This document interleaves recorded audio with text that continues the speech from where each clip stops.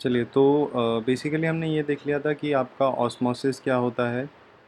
ठीक है, ऑस्मोसिस देख लिया था and we have seen diffusion. ठीक है, ये दो चीज़ें हम देख चुके हैं। तो ऑस्मोसिस भी आपको पता चल चुका है, अब डिफ्यूजन भी आपको पता चल चुका है। ठीक है, अभी क्या करते हैं, एक असल में अगर मैं इन दोनों की बात करूँ ना, ये दोनों जो आपकी प्रोसेस है, ये दोनों आपकी पैसिव प्रोसेस है। Passive process, passive passive process बोलिए, नहीं तो आप पैसिव ट्रांसपोर्ट भी बोल सकते हैं। ठीक है, अब देखिए आपको पता है कि सेल्स सेल्स किस में होते हैं, जो लिविंग है। ठीक है, तो आपके प्लांट्स वगैरह है, तो प्लांट्स वगैरह को भी हमें लिविंग में कंसिडर हम करते हैं, तो उनके भी सेल के बारे में हमें स्टडी करनी है। सिर्फ ऐसा नहीं है कि सिर्फ हम ह्यूमन सेल के बारे में पढ़ें। ठीक है, तो ये जो आपकी प्रोसेस होती है ना, तो ये आपकी पैसिव प्रोसेस है एंड आपकी पैसिव ट्रांसपोर्ट है। अब एक्टिव प्रोसेस होता क्या है, दूसरी तरफ आती है एक्टिव प्रोसेस या फिर आपका एक्टिव ट्रांसपोर्ट। ठीक है, अब ये चीज़ होती क्या है, तो सबसे पहले अगर मैं सिंपल वर्ड्स में बोलूँ, तो देखिए पैसिव होती है जिसमें आपका नॉर्मली तरीके से आपका इधर से उधर या तो सॉल्यूट जा रहा है, नहीं तो सॉल्वेंट जा रहा है। ठीक है, बट पैसिव प्रोसेस में क्या है, आपका इधर से उधर ट्रांसपोर्ट तो होगा जो जो चीज़ें चाहिए, बट आपको रिक्वायर्ड है इसमें कुछ चीज़ें। जैसे कि सेल अपनी कुछ एनर्जी देगा, एनर्जी वो एटीपी की फॉर्मेट में देगा, और अपनी कुछ ना कुछ वो देगा, क्या बोलते हैं, प्रोटीन्स, उसके कुछ ना कुछ प्रोटीन्स चाहिए ताकि कि एनर्जी उसे मिल पाए, और वो कुछ प्रोटीन्स वो जो यूटिलाइज कर पाए, ताकि कि कुछ जो चीज़ें हैं, एसेंशियल चीज़ें हैं, जो वो ले पाए। ठीक है, जो चीज़ अपने आप हो रही है उस प्रोसेस को हम बोलते हैं एक्टिव प्रोसेस, नहीं तो active passive transport, sorry, passive process and passive transport. And जो जिसके लिए मतलब सेल को, कोई भी सेल, जनरली ये प्लांट्स में होता है। ठीक है, तो प्लांट्स में आपको अगर बाई चांस कि भाई ऐसे पूछ लिया जाए कि एक्टिव प्रोसेस एंड डिफ्यूजन के बीच में डिफरेंस बताइए, नहीं तो एक्टिव प्रोसेस एंड ऑस्मोसिस के बीच में, नहीं तो active process and passive process के बीच में डिफरेंस बताइए, एक्टिव ट्रांसपोर्ट या फिर पैसिव ट्रांसपोर्ट के बीच में डिफरेंस बताइए, तो कभी कभी ऐसे पूछ लिया होता है। तो इसके बीच में हम आज डिफरेंस देख लेंगे कि भाई अगर बाई चांस ये आ जाए तो आप रिस्क की साइड ना हो, आपको ये चीज़ आती हो, कि आप ऐसा ना बोले कि ये तो सुना ही नहीं है। ठीक है, तो active transport and active process ऐसी प्रोसेस है जिसमें असल में सेल अपनी एनर्जी देता है ताकि कि वो बाहर से, सराउंडिंग से कुछ ना कुछ ऐसी एसेंशियल चीज़ें ले सके। तो इनमें ज़रा एक बार डिफरेंस लिख लेते हैं कि आपका जो एक्टिव ट्रांसपोर्ट है, एंड मैं डिफ्यूजन लिख रहा हूँ, वैसे आप कुछ भी मतलब अगर कैसे भी आता है तो आप मैनिपुलेट तो कर ही सकते हैं, क्योंकि और ऑस्मोसिस के भी आपको डिफरेंस के पॉइंट्स पता ही है। बस मेनली आपको एक्टिव ट्रांसपोर्ट, अगर पैसिव ट्रांसपोर्ट आता है तब तो और भी आसान है, जो एक्टिव है बस उसका उल्टा उल्टा लिखते जाना है। ठीक है, चलिए, तो सबसे पहला पॉइंट आपका है कि असल में रैपिड प्रोसेस होती है, मतलब चलती ही जाती है, एकदम से होती है एंड एकदम से ख़त्म, रैपिड प्रोसेस। और ये प्रोसेस है जिसमें टाइम लगता है, डिफ्यूजन हो चाहे आपका ऑस्मोसिस हो, उन ये ऐसी प्रोसेस है जिनमें आपका टाइम लगता है। ठीक है, तो ये आपकी स्लो प्रोसेस है। अब इसमें क्या होता है कि आप जो है, वी कैन मूव, असल में यहाँ पे अगर मैं डिफ्यूजन की बात करूँ, तो आपका जो मटेरियल चलता है, मतलब जो भी आपको भेजना है, वो जैसे आपके यहाँ पे सॉल्यूट आपका इधर से उधर जाता है, तो कैसे जाता है, due to the difference in concentration. ठीक है, तो जब आपके कंसंट्रेशन में डिफरेंस होता है तभी डिफ्यूजन होता है, बट एक्टिव प्रोसेस में, एक्टिव ट्रांसपोर्ट में ऐसी कोई सीन नहीं है, ऐसा कोई फंडा नहीं है। ठीक है, तो we can move material against the concentration difference। ठीक है, कंसंट्रेशन का जो डिफरेंस है उसके अगेंस्ट में हम मूव करवा सकते हैं, बट यहाँ ऐसा नहीं होता। Can move material only in concentration difference. ठीक है, सिंपल सा पॉइंट है। नेक्स्ट जो आपका लास्ट पॉइंट है कि असल में यहाँ पे आपको कुछ ना कुछ एनर्जी अपनी देनी पड़ती है, सेल को अपनी एनर्जी देनी पड़ती है, प्रोटीन्स देने पड़ते हैं। ठीक है, तो need transport proteins and uses energy in the form of ATP. असल में आप पढ़ेंगे, जब आप माइटोकॉन्ड्रिया के बारे में पढ़ेंगे तो मैं आपको ये पूरा बता दूंगा कि एटीपी मैं क्यों लिख रहा हूँ। ठीक है, एडिनोसाइन ट्राईफॉस्फेट होता है इसका वैसे फुल फॉर्म, मैं असल में आपको तब बता दूंगा क्योंकि आपकी बॉडी में जो भी एनर्जी रिलीज आउट होती है वो इस फॉर्मेट में होती है, एटीपी के मॉलिक्यूल के फॉर्मेट में होती है। ठीक है, यहाँ पे ऐसा कुछ नहीं होता, ऐसा कुछ फंडा आपको मुफ्त की मिलती है, मुफ्त में आपकी कंसंट्रेशन यहाँ से वहाँ जाती है, तो does not need any proteins और energy to move from difference in concentration. ठीक है, तो ये बेसिक 3 पॉइंट है। अगर देखिए आपको ऑस्मोसिस का आता है तो ऑस्मोसिस में भी आप यही सारे पॉइंट्स लिख दीजिएगा। ठीक है, और अगर आपको पैसिव ट्रांसपोर्ट के ऊपर आता है तो आप पैसिव ट्रांसपोर्ट में इसका ये जैसे उल्टा लिखा ही है तो उसमें भी आप यही सारे पॉइंट लिख दीजिएगा। ठीक है, तो सिंपल, अगर बाई चांस मैम ने डिफरेंस वगैरह दे दिया, वैसे आएगा, आना नहीं चाहिए। ठीक है, क्योंकि एक्टिव प्रोसेस जो है वो आप 10th में पढ़ेंगे जब आप ट्रांसलोकेशन के बारे में पढ़ेंगे असल में, कि फूड किस तरीके से ट्रांसपोर्ट होता है प्लांट्स में, तब आप इसको थोड़ा डिटेलिंग में पढ़ेंगे कि एक्टिव प्रोसेस होता क्या है। ठीक है, अभी के लिए इतना इम्पोर्टेंट नहीं है एक्टिव प्रोसेस, बट कभी कभी मतलब आपको बोलते हैं कि भाई 9th में आए हो तो डराने के लिए ये हो सकता है दे दे, पर डरना नहीं है।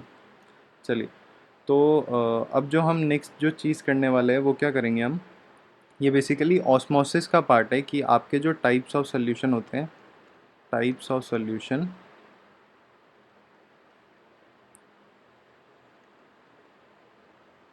On the basis of concentration.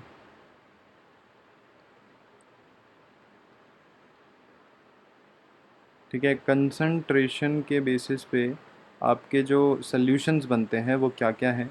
तो देखिए, सबसे पहला आपका सोल्यूशन आता है हाइपरटोनिक सोल्यूशन। पहले हम लिख लेते हैं, उसके बाद समझते हैं कि असल में होता क्या है हाइपरटोनिक, आइसोटोनिक, सबको मैं एग्जांपल के तौर पे समझाऊंगा कि किस तरीके से होता है। तो सबसे पहला है आपका हाइपरटोनिक सोल्यूशन। ठीक है, तो देखिए हाइपरटोनिक सोल्यूशन में क्या होता है, the concentration of solution outside the cell is less than inside the cell. Due to this, cell loses water and shrink। ठीक है, दूसरा जो आपका है वो है आपका हम ले सकते हैं आइसोटोनिक ले लेते हैं। ठीक है, आइसोटोनिक सॉल्यूशन। तो आइसोटोनिक क्या होता है कि equal concentration outside and inside the cell, due to which the equal amount of water, due to which the equal concentration outside and inside the cell, due to this, basically this, due to this, cell gain equal amount of water which is loosed। ठीक है, ये थोड़ा correct कर लेना आप, inside the cell, due to this the cell gain equal amount of water which is loosed। then third आपका हो गया हाइपोटोनिक सॉल्यूशन। अब ये सोल्यूशन क्या होता है, इसमें आपकी जो कंसंट्रेशन है, द कंसंट्रेशन ऑफ सोल्यूशन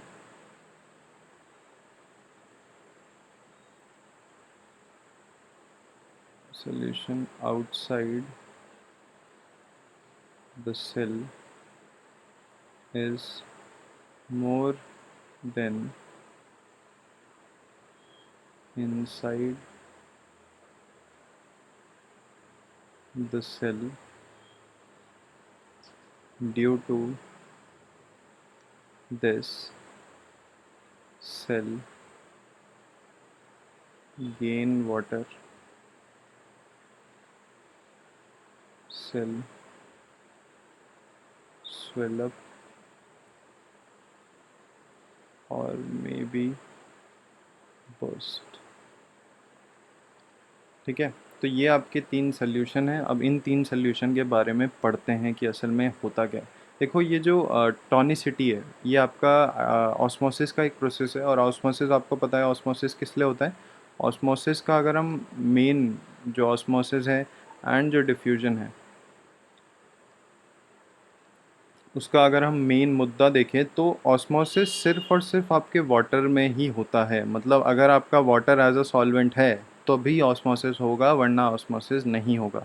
तभी आपने सुना होगा कि असल में आपके यहाँ पे जो आरओ होते हैं, आरओ की फुल फॉर्म अगर आपको पता होगी, इट इज़ रिवर्स ऑस्मोसिस। ठीक है, कि जिस तरीके से ऑस्मोसिस हो रहा है उसके रिवर्स डायरेक्शन में आपका ऑस्मोसिस होता है। खैर इसमें डिटेलिंग नहीं करनी। और इसके अलावा जो डिफ्यूजन है, डिफ्यूजन आपका कोई भी मीडियम में होता है, एनी मीडियम, फ़र्क नहीं पड़ता। ठीक है, और दूसरा जो मोटा मोटा है कि असल में इसमें सॉल्वेंट मूव करता है, और वो सॉल्वेंट आपका स्पेसिफिकली जब आपका वाटर में हो रहा है तो सॉल्वेंट आपका वाटर ही होना चाहिए, तभी ये ऑस्मोसिस होगा। ठीक है, एंड डिफ्यूजन में कुछ भी मीडियम हो सकता है, वो बेसिकली सॉल्यूट के लिए वो करता है। ठीक है, कि सॉल्यूट बेसिकली यहाँ पे आपका मूव करता है। ठीक है, ये मोटा मोटा डिफरेंस था दोनों में। तो जो ऑस्मोसिस होता है उसमें टोनिसिटी आती है, जिसमें टोनिसिटी में आपके ये जो 3 सोल्यूशन मैंने बताए हैं, इनमें hypertonic, isotonic and hypotonic solutions हैं।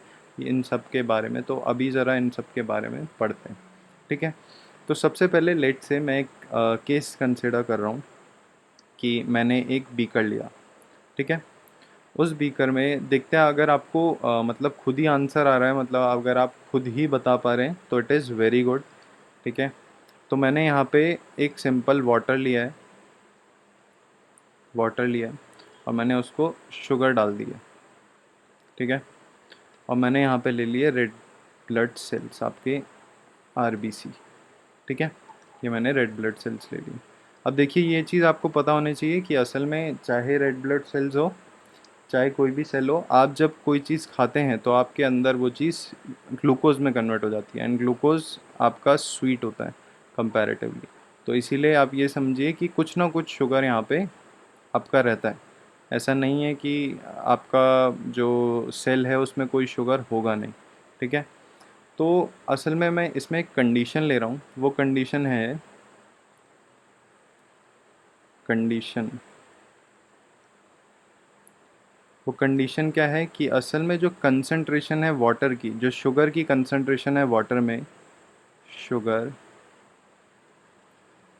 Concentration in water equal to आपका शुगर कंसंट्रेशन इन, एग्जाम्पल्स आपके, ठीक है, इन सेल और बेसिकली आरबीसीज। ठीक है, तो ये मैंने एक कंडीशन लिया है कि असल में जो आपकी शुगर की कंसंट्रेशन है वही शुगर की कंसंट्रेशन आपकी यहाँ पे है। तो देखो क्या होगा, तो वो क्या करेगा आपकी, देखो मैंने सेल लिया है तो सेल में मतलब आपका प्लाज्मा मेम्ब्रेन होगा। प्लाज्मा मेम्ब्रेन आपका सेलेक्टिवली परमिएबल है, मतलब कुछ ही चीज़ों को आपको जाने देगा, and osmosis selectively permeable membrane में होता है। तो ऑस्मोसिस होगा, तो ऑस्मोसिस आप बताइए कि असल में किस तरीके से होगा। यहाँ पे आपका कंसंट्रेशन सेम है एंड यहाँ पे कंसंट्रेशन सेम है। ठीक है, आपका जो वाटर है उसका कंसंट्रेशन यहाँ पे सेम है, एंड जो वाटर यहाँ पे है उसका भी आपका वाटर का कंसंट्रेशन सेम है। दोनों के कंसंट्रेशन अगर आपका सेम है तो क्या होगा, तो जो वाटर आपका अंदर गया उतना ही वाटर आपका बाहर आ जाएगा। जो वाटर अंदर गया उतना ही बाहर आ जाएगा, जो वाटर अंदर गया उतना ही बाहर आ जाएगा। ठीक है, तो ये बेसिक हो गया। तो इस टाइप के सोल्यूशन में जिसमें आप देखेंगे सेल में कुछ फ़र्क ही नहीं पड़ रहा, आपका आरबीसी जैसा था वैसा ही है, तो ये वाला जो होता है इसे हम बोलते हैं आइसोटोनिक सॉल्यूशन। ठीक है, मैंने इसे बोल दिया आइसोटोनिक सॉल्यूशन। ठीक है, अब लेट से मैं दूसरा एग्जांपल लेते हैं। ये पहला एग्जांपल था, मैं दूसरा एग्जांपल लेता हूँ कि लेट से मैंने वापस से एक बीकर लिया। ठीक है, और उस बीकर में ये वाटर है, वाटर मतलब बेसिकली सॉल्यूशन है वाटर प्लस शुगर का। ठीक है, और यहाँ पे मैंने आरबीसीज ले लिए। ठीक है, अब जब मैंने आरबीसी ले लिए तो मैंने क्या देखा, मैंने यहाँ पे, अब यहाँ पे मैं कंडीशन क्या ले रहा हूँ, कंडीशन ये ले रहा हूँ कि sugar concentration in water is greater as compared to sugar concentration in in cell, और सेल स्पेसिफिकली आरबीसी। ठीक है, मतलब ऐसे समझिए कि असल में आपका इसका आंसर अगर आपको खुद समझ आ गया ना कि किस तरीके से वाटर फ्लो हो रहा है, तो मतलब आपको ऑस्मोसिस का कॉन्सेप्ट ढंग से समझ आ गया है। ठीक है, तो लेट्स सी, पहले क्वेश्चन समझाता हूँ, अगर क्योंकि क्वेश्चन हो सकता है समझ ना आए एक बार। तो शुगर जो कंसंट्रेशन है, आपका जो शुगर का कंसंट्रेशन है वाटर में, मैं वाटर की बात कर रहा हूँ, ये पूरा वाटर है, तो लेट्स से मैं इनको दो ब्लॉक में बना देता हूँ। ये मेरा वाटर है, ये मेरा सेल है। ठीक है, यहाँ पे मैंने बना दिया। अब मैंने बोला है कि शुगर की कंसंट्रेशन यहाँ पे ज़्यादा है, आप ये समझिए ये शुगर के मॉलिक्यूल्स हैं, यहाँ पे शुगर के मॉलिक्यूल्स ज़्यादा हैं, ये ज़्यादा हो गए, और यहाँ पे जो शुगर के मॉलिक्यूल्स हैं वो कम है कंपैरेटिवली। ठीक है, फिर बात आई है कि असल में आप बताइए कि वाटर कहाँ से, मेरा जो क्वेश्चन है कि आप बताइए कि वाटर कहाँ से कहाँ जाएगा, ये मेरा क्वेश्चन है। देखते हैं कि आप बता पाते हैं कि नहीं बता पाते। यहाँ पे ऑस्मोसिस लगेगा क्योंकि इसकी जो मेम्ब्रेन है वो सेलेक्टिवली परमिएबल है। ठीक है, 2 मिनट आप सोचिए, पॉज करिए वीडियो अगर आपको ज़्यादा टाइम चाहिए।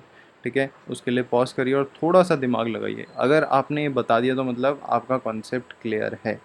ठीक है, चलिए तो मैं आंसर बताने जा रहा हूँ। अब देखिए, यहाँ पे जो मेन कैच है वो ये है कि असल में यहाँ पे कंसंट्रेशन ज़्यादा है। ठीक है, आपको ऑस्मोसिस कराना है, मतलब आपको सिर्फ वाटर की मूवमेंट करानी है, तो यहाँ पे कंसंट्रेशन कम है, तो यहाँ पे आप क्या करेंगे, यहाँ पे कंसंट्रेशन कम करने की बात करेंगे। ठीक है, यहाँ पे आपको कंसंट्रेशन कम चाहिए, तो उसके लिए आप क्या करेंगे, उसके लिए आप कोशिश करेंगे कि इसका जो पानी है वो पानी यहाँ पे भेज दो, ताकि कि मतलब जो सेल का पानी है वो आप बाहर भेज दो, ताकि कि जो बाहर जो सराउंडिंग है, सराउंडिंग की जो कंसंट्रेशन है वो कंपैरेटिवली कम हो जाए, मतलब यहाँ की जो कंसंट्रेशन है वो कंपैरेटिवली कम हो जाए और इसके बराबर आ जाए। ठीक है, तो मतलब कि सेल से पानी जाएगा बाहर ड्यू टू ऑस्मोसिस। तो जब सेल से पानी बाहर जाएगा तो आप कुछ टाइम बाद देखेंगे कि असल में जब आपका बीकर ऐसे है, आपका जो पानी भरा हुआ है, और यहाँ पे जो रेड ब्लड सेल्स थे वो आपके श्रिंक हो जाएंगे, ऐसे करके श्रिंक टाइप हो जाएंगे। ठीक है, ऐसे श्रिंक हो जाएंगे। क्यों हो जाएंगे, क्योंकि सारा का सारा पानी बाहर चला गया।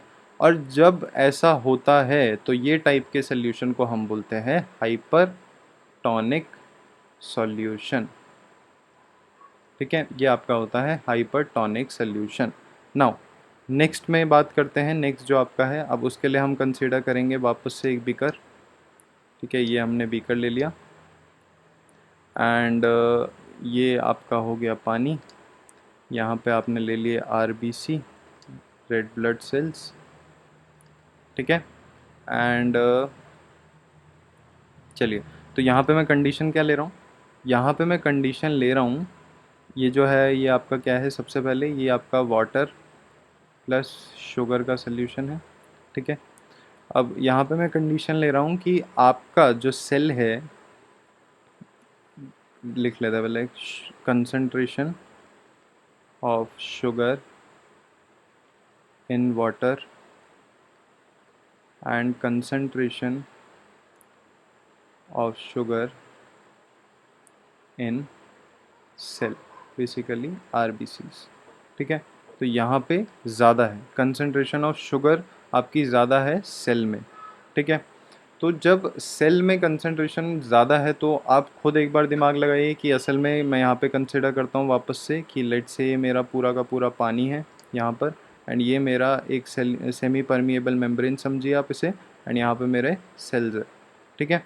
तो यहाँ पे सेल्स है, यहाँ पे मैंने शुगर का कंसंट्रेशन ज़्यादा कर रखा है, ये शुगर के मॉलिक्यूल्स हैं, शुगर का कंसंट्रेशन यहाँ पे ज़्यादा और यहाँ पे कम है शुगर का कंसंट्रेशन, ठीक है। और यहाँ पे पानी के मॉलिक्यूल, ये रहे पानी के मॉलिक्यूल, ठीक है, और यहाँ पे भी पानी के मॉलिक्यूल है। तो अब सेलेक्टिवली परमिएबल मेम्ब्रेन है तो क्या होगा, तो आपका होगा ऑस्मोसिस। तो ऑस्मोसिस कैसे होगा, अब देखिए यहाँ पे ज़्यादा है तो इसका कंसंट्रेशन कम करने के लिए हम क्या करेंगे, यहाँ से पानी भेजना पड़ेगा, तो ये पानी का फ्लो होगा ऑस्मोसिस के थ्रू, आपका जो बीकर है मतलब ये जो सराउंडिंग है यहाँ से सीधा अंदर, ठीक है, यहाँ से अंदर की तरफ, जिसकी वजह से आप देखेंगे कुछ टाइम बाद कि आपके जो सेल थे, जो आरबीसीज थे, वो सारे के सारे आपके स्वेलअप हो गए, जितने थे उससे ज़्यादा स्वेलअप हो गए। क्यों, क्योंकि पानी उनके अंदर चला गया, ठीक है। तो जो ये स्वेलअप वाली कंडीशन है, ये कौन सा सोल्यूशन होगा आपका, ये होता है आपका हाइपोटोनिक सोल्यूशन, ठीक है। तो एक बार आप इसको ढंग से समझिएगा, अगर नहीं समझ आया तो बार बार ये वीडियो देखिए, एंड डाउट अगर होता है तो मेरे से पूछिएगा, ठीक है। और यही मैंने डेफिनेशन में यहाँ पर लिखा था इन तीनों की, इन डेफिनेशन को भी अब आप आसानी से याद कर सकते हैं, क्योंकि जब आपको कॉन्सेप्ट समझ आ जाएगा तो आप आसानी से कर सकते हैं याद, ठीक है। तो होपफुली ये वाला कॉन्सेप्ट आपको समझ आया होगा, ठीक है। तो आपके लिए एक होमवर्क दे देता हूँ मैं कि कुछ क्वेश्चन है जो आप एज अ होमवर्क कर लीजिए। जैसे कि अगर मैं बोलूँ, पहला क्वेश्चन आप लिखिए कि how do substances like CO2 and water move in and out of the cell, ठीक है। तो वाटर कैसे मूव करता है, ड्यू टू आपका पता ही है osmosis, and CO2 due to diffusion, ठीक है। नेक्स्ट क्वेश्चन, क्वेश्चन नंबर 1 था ये। क्वेश्चन नंबर 2 की बात करें तो क्वेश्चन नंबर 2 आप लिख सकते हैं कि why plasma membrane is called selectively permeable membrane, ठीक है, कि आपकी जो प्लाज्मा मेम्ब्रेन होती है उसको हम सेलेक्टिवली परमिएबल मेम्ब्रेन क्यों बोलते हैं, ठीक है। उसके अलावा कुछ बेसिक क्वेश्चन और लिख सकते हैं, जैसे कि who discovered cells and how. How में आपको बताना है कि उन्होंने क्या यूज़ करा था और कैसा उनका माइक्रोस्कोप था वगैरह, ये सब आपको बताना है, मेंशन करना है, ठीक है। क्वेश्चन नंबर 4 आप यूज़ कर सकते हैं कि why cell is called structural and functional unit of life, ठीक है। तो वैसे ही मैं सारे कॉन्सेप्ट एक्सप्लेन कर चुका हूँ, तो देखते हैं कि आपको कितना याद है कितना नहीं है। तो आज का होमवर्क ये रहेगा, प्लस आप रिवाइज़ ज़रूर करिएगा, क्योंकि ये कॉन्सेप्ट अटपटा सा आपको लगा होगा थोड़ा सा, ठीक है। तो उसके लिए थोड़ा बहुत रिवाइज़ करिए, एंड अगर डाउट वाउट होता है तो पूछो ऑन द स्पॉट, क्योंकि उस समय आपका क्लियर, आप क्योंकि इस चीज़ को आप रटिएगा मत, क्योंकि जितना ज़्यादा रटेंगे उतना ज़्यादा कॉम्प्लिकेटेड बन जाएगी साइंस। तो बेटर यही है, साइंस को आप एज अ सब्जेक्ट लीजिए कि काफ़ी इंटरेस्टिंग सब्जेक्ट है, एंड समझ के समझेंगे हर एक चीज़ को, लॉजिकली लेके चलेंगे तो काफ़ी आसान है, ऐसा कोई मुश्किल वाली बात नहीं है, ठीक है। तो ठीक है, फिर अगर कुछ डाउट वगैरह होता है तो पूछेगा, एंड आज की वीडियो के लिए बस इतना ही।